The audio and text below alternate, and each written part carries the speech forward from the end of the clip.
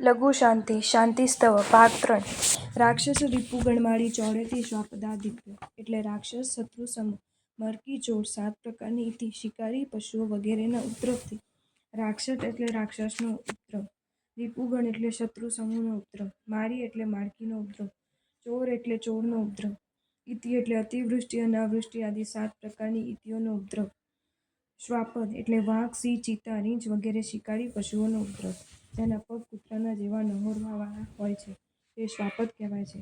આદિ એટલે વગેરે. અહીં આદિ પરથી ભૂત પિશાચ અને શાકિનીનો ઉપદ્રવ સમજવો. ત્વમ એટલે તું, સદા એટલે નિરંતર, રક્ષ રક્ષે એટલે રક્ષણ કર, રક્ષણ કર વારંવાર રક્ષણ કર, શું શિવમ કુરુ કુરુ એટલે નિરુપદ્રવતા કર કર, શાંતિમ ચ કુરુ કુરુ અને શાંતિ કર શાંતિ કર. અહીં ચ અવ્યય સમુચ્ચયના અર્થમાં છે. તુષ્ટિમ કુરુ કુરુ એટલે તુષ્ટિ કર તુષ્ટિ કર, પુષ્ટિમ કુરુ કુરુ એટલે પુષ્ટિ કર પુષ્ટિ કર, સ્વસ્તિમ ચ કુરુ કુરુ અને ક્ષેમ કર ક્ષેમ કર. ઇતિ એટલે ઇતિ સમાપ્તિ. અહીં ઇતિ અવ્યય જગન મંગલ કાવચની સમાપ્તિ દર્શાવનારું છે. ભગવતી ગુણવતી. હે ભગવતી, હે ત્રિગુણાત્મક દેવી. મંત્ર વિશારદો ભગવતીનો અર્થ સૂક્ષ્મ સ્વરૂપ અવ્યક્તા અને નિરાકાર એવો કરે છે અને ગુણવતીનો અર્થ સ્થૂળ સ્વરૂપ મંત્રાત્મક ત્રિગુણાત્મક અને કાર્યાત્મક માને છે. ભગવતીનું સંબોધન ભગવતી, ભગવતી એટલે દેવી, ગુણવતીનું સંબોધન ગુણવતી, ગુણવતી એટલે ગુણવાળી, ત્રિગુણાત્મક, સત્વ રજસ અને તમસ એ 3 ગુણોથી યુક્ત. ઓમ નમો નમો રામ રીમ રૂમ રઃ ય ક્ષ રીમ ફટ ફટ સ્વાહા. મંત્રમાં અક્ષર સંકલના એ મુખ્ય વસ્તુ છે અને તેના સકલ સંયોજનમાંથી જ વિશિષ્ટ અર્થ નિષ્પન્ન થાય છે. છતાં તેમાં વપરાયેલા અક્ષરો પૃથક્પણે કેવો ભાવ દર્શાવનારો છે તે અહીં દર્શાવીએ છીએ. શ્રી કમઠે પ્રકાશિત કરેલ છે અને વિજયા તથા જયા દેવીઓને જે મંત્ર દર્શાવેલ છે તે મંત્રાધિરાજ નામનો પાર્શ્વનાથ પ્રભુનો મંત્ર છે. તે અશિવોના નિષેધ કરનારા મંત્રપદોથી ગર્ભિત છે. જે મંત્રાધિરાજને મંત્રાધિરાજ સ્તોત્રમાંથી સમુદ્ધાર કરાય તો તે નીચે પ્રમાણે પ્રાપ્ત થાય છે. ઓમ ઓમ રામ રીમ રૂમ રઃ ય ક્ષ રીમ ફૂટ ફૂટ સ્વાહા એમ એમ. આ પ્રમાણે આ મંત્ર 15 અક્ષરનો છે. તેમાંથી શીર્ષકના ઓમકાર યુગલના અક્ષરોને અને પલ્લવ રૂપે નિહિત કરેલા એંકાર તથા ઈંકારને વિસંકલિત કરવામાં આવે તો 11 અક્ષરનો શ્રી પાર્શ્વનાથનો મંત્ર પ્રાપ્ત થાય છે. આ મંત્રને શ્રી શાંતિનાથના નામાક્ષર મંત્ર અથવા પ્રધાન વાક્ય રૂપ ઓમ નમો નમઃના 5 અક્ષર સાથે વિશિષ્ટ પ્રયોજન માટે શાંતિસ્તવમાં સંયુક્ત કરવામાં આવ્યો છે. આ પ્રકારે 2 ખંડોનું સંયોજન કરાય તો નીચે પ્રમાણે શ્રી માનદેવ સૂર્ય પ્રસ્તુત સ્વમાં કરેલો મંત્ર પ્રાપ્ત થાય છે. પહેલો ખંડ અક્ષર 5 ઓમ નમો નમઃ, બીજો ખંડ અક્ષર 11 રામ રીમ રૂમ રઃ ય ક્ષ રીમ ફટ ફટ સ્વાહા. આ ષોડશાક્ષરી મંત્ર છે. આ મંત્રના મંત્રપદો વિસંકલિત કરાય તો નીચે પ્રમાણેનો અર્થો પ્રાપ્ત થાય છે. ઓમ એટલે એવું નિર્ધારિત કર્યું છે વાચક પદ જેનું એવા શ્રી શાંતિનાથના નામ મંત્રને પ્રથમ પ્રયુક્ત કરવામાં આવેલ છે.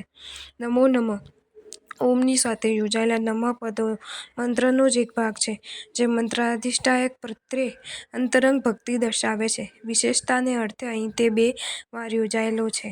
રામ આ મંત્રાક્ષર સર્વ સંપત્તિઓનું પ્રભવ સ્થાન છે તથા રૂપ કીર્તિ ધન પુણ્ય પ્રયત્ન જય અને જ્ઞાનને આપનારો છે.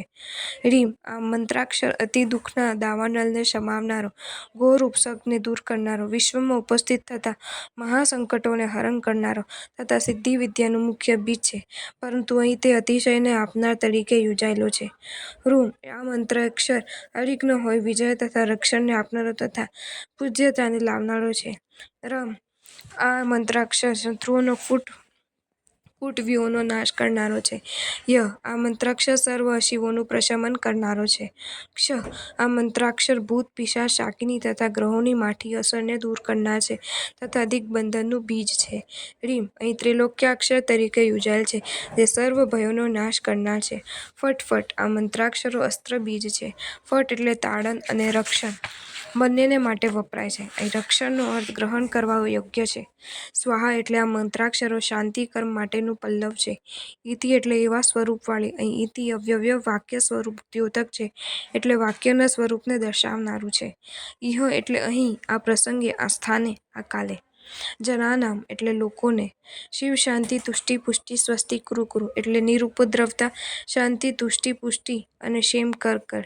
શિવ શાંતિ, તુષ્ટિ, પુષ્ટિ અને સ્વસ્તિ એ દેવીના પંચકૃત્ય છે.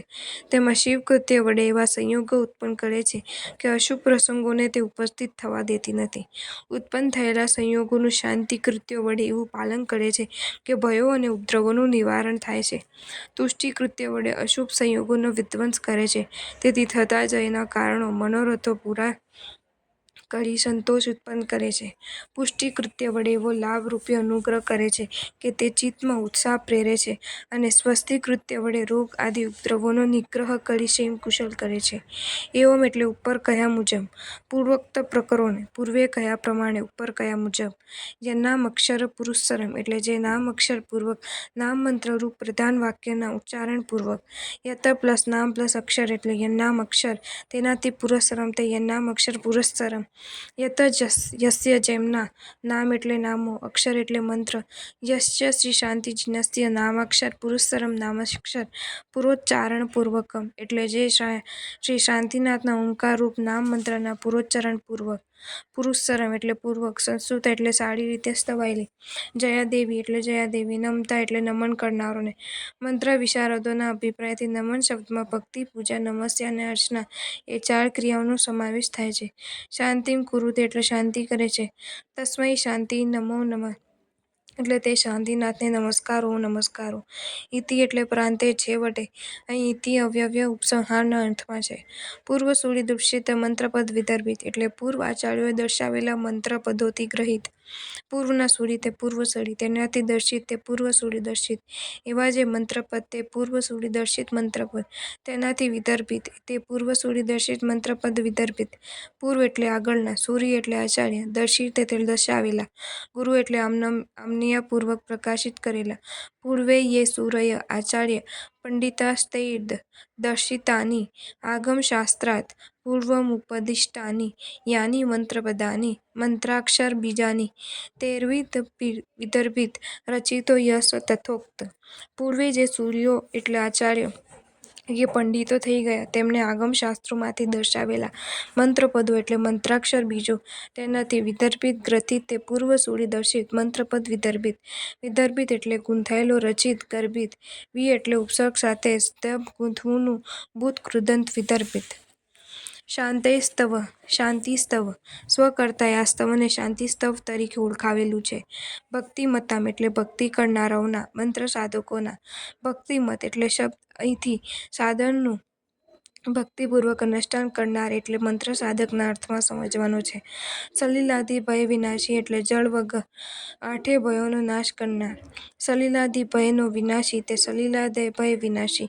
સલિલાદિ ભય સલિલ શબ્દ જેની ગણનામાં પ્રથમ છે તેવો ભય સમૂહ તે 12મી ગાથામાં જણાવ્યા મુજબ સમજવો. શાંત્યાદિકર એટલે શાંતિ, તુષ્ટિ, પુષ્ટિ વગેરે કરનાર. શાંત્યાદિનો કર તે શાંત્યાદિકર. શાંત્યાદિ એટલે શાંતિ જેની આદિમાં છે તેવા ક્રિયાઓ તે શાંતિ, તુષ્ટિ અને પુષ્ટિ સમજી. ચ એટલે અને અહીં ચ અવ્યય પક્ષાંતર દ્યોતક છે એટલે અન્ય પક્ષને દર્શાવનારું છે. ય એટલે જે, ચ એટલે અને આ અવ્યય અહીં વિષયનું અનુસંધાન દર્શાવનારું છે. એનમ એટલે આ સ્તવને આ સ્તવનને. શ્રદ્ધા એટલે નિરંતર. પઠતી એટલે પાઠ કરે છે. શૃણોતિ એટલે બીજા પાસેથી સાંભળે છે. યથાયોગમ ભાવયતિ વા એટલે અથવા મંત્ર યોગના નિયમ પ્રમાણે તેની ભાવના કરે છે. યથાયોગમ એટલે યોગ પ્રમાણે. અહીં યોગ શબ્દથી મંત્ર યોગ પ્રસ્તુત છે. ભાવયતિ એટલે ભાવના કરે છે. મંત્ર સિદ્ધિ માટે ભાવ એ ખાસ આલંબન છે. તે માટે કહ્યું છે કે ભાવેન લભતે સર્વમ ભાવેન દેવ દર્શનમ ભાવેન પરમ જ્ઞાનમ તસ્માદ્ ભાવાવલંબનમ. ભાવ દ્વારા સર્વ પ્રકારના લાભો મળે છે. ભાવ દ્વારા દેવતાના દર્શન થાય છે. ભાવથી પરમ જ્ઞાન મળે છે. તેથી ભાવનું અવલંબન લઈને કામ કરવું જોઈએ. પૌજાપાત તથા હોમાત કાયક્લેશાદિ વિસ્તરે ન ભાવેન વિના દેવ યંત્ર મંત્રા ફલપ્રદા. પૌજા ઘણા પ્રકારના હોમ તથા અનેક પ્રકારના કાય કલેશો કરવામાં આવે પણ ભાવ ન હોય તો દેવ યંત્રો અને મંત્ર ફળ દેનારા થતા નથી. મંત્રશાસ્ત્રમાં ભાવ શબ્દ 2 અર્થમાં વપરાય છે. એક મંત્રના અર્થની વિચારણા કરવી તે ભાવ અને બીજો મંત્રયોગના પરમ ધ્યેયરૂપ મહાભાવની પ્રાપ્તિ માટે પ્રયત્નશીલ રહેવું તે ભાવ. અહીં તે બંને અર્થો પ્રસ્તુત છે. ઇષ્ટ દેવતાનું શરીર મંત્રમય હોય છે. તેનું ચરણથી લઈને મસ્તક પર્યંત ધ્યાન ધરવું તે મંત્રાર્થ ભાવના કહેવાય છે. સ એટલે તે, હિ એટલે જરૂર, શાંતિપદમ એટલે શાંતિપદને, સિદ્ધિપદને. શાંતિનું પદ તે શાંતિપદમ. શાંતિ એટલે ક્લેશ રહિત સ્થિતિ. પદ એટલે સ્થાન. જ્યાં કર્મનો ક્લેશ જરા પણ નથી અને તેથી દુઃખ પણ નથી એવું સ્થાન તે સિદ્ધિપદ. યાયાત એટલે પામે. શ્રીમાન દેવ સૂરી ચ એટલે શ્રીમાન દેવ સૂરી પણ. ચ એટલે અને. આ અવ્યય અહીં સ્વમુચ્યના અર્થમાં છે. શ્રીમાન દેવ સૂર્યા સ્તવના કરતા છે. જિનેશ્વર પૂજ્યમાન એટલે જિનેશ્વરને પૂજતા થકા જિનેશ્વરને પૂજવાથી. ઉપસર્ગ એટલે ઉપસર્ગો આફતો. ક્ષયમંતી એટલે ક્ષય પામે છે નાશ પામે છે. વિઘ્નવલય એટલે વિઘ્નરૂપી વેલીઓ. છિદ્યન્તે એટલે છેદાય છે કપાય છે. મન એટલે મન ચિત્ત અંતઃકરણ. પ્રસન્નતામેતિ એટલે પ્રસન્નતાને પામે છે પ્રસન્ન થાય છે. સર્વમંગલ માંગલ્યમ. તાત્પર્યોર્થ. શાંતિ સ્તવ. શ્રી શાંતિનાથનું સ્તવન. શાંતિ માટેનું સ્તવન. સ્તવનની 16મી ગાથામાં સ્તવન કરતા હોય તેને સ્ત્વ શાંતે એ પદોથી શાંતિ સ્તવ તરીકે ઓળખાવાયું છે. અતિક્રમણની ક્રિયામાં બહુ શાંતિ નામનું એક બીજસૂત્ર આવે છે. તેની અપેક્ષાએ આ સૂત્ર નાનું હોવાથી આને લઘુ શાંતિ તરીકે પણ ઓળખવામાં આવે છે. જો તમને આ વિડીયો ગમ્યો હોય તો આ વિડીયોને લાઈક કરો અને શેર કરો અને આવા જ નવા વિડીયો જોવા માટે જૈન ફેક્ટ્સ એન્ડ સ્ટોરીઝની ચેનલને સબસ્ક્રાઈબ કરો. ધન્યવાદ.